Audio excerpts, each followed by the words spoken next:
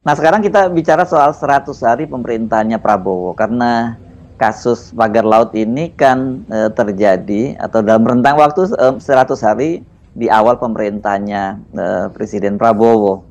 Harusnya yang ini kan nggak masuk, harusnya nggak perlu ada yang peristiwa semacam ini ya.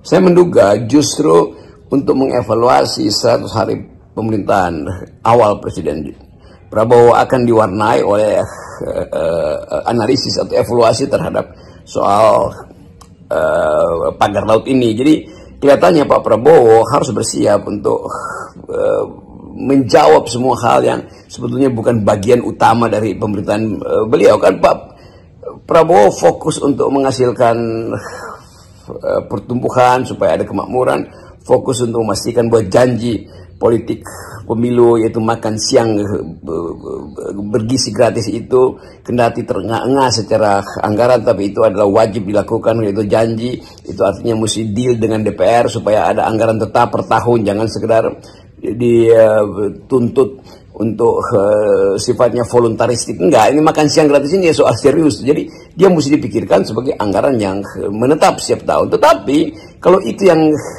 hendak dievaluasi, tentu dengan mudah diterangkan bahwa memang ada masalah kekurangan anggaran, dan fokus itu bisa diselesaikan dengan negosiasi dengan DPR tuh. Tetapi soal tol laut ini itu udah jadi PIK 2 itu udah jadi public enemy, kira-kira begitu. Sementara negara masih berdiam diri karena keterlibatan aparaturnya sendiri tuh. Jadi untuk fairness ada problem dengan sebetulnya watak korporasi untuk melakukan akumulasi, tetapi negara harus mencegah akumulasi itu melalui regulasi, bukan negara justru membackup akumulasi itu karena dapat sogokan dari korporasi kan.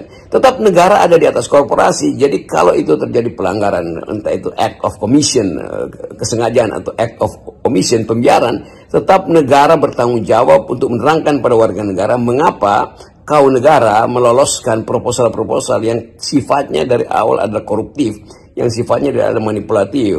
Menteri siapa yang memperoleh keuntungan dari prosedur pemberian HGB itu tuh? Menteri siapa yang punya koneksi politik sehingga memuluskan relasi antara korporasi dengan negara? Menteri siapa yang diam-diam menerima semacam fasilitas yang sekarang disebut sebagai gratifikasi? Jadi semua ini yang ditunggu oleh publik. Nah, sambil kita menunggu, kita ingin tuntut momentum ini jangan sampai hilang, karena Presiden Prabowo berjanji untuk membereskan soal itu setuntas-tuntasnya.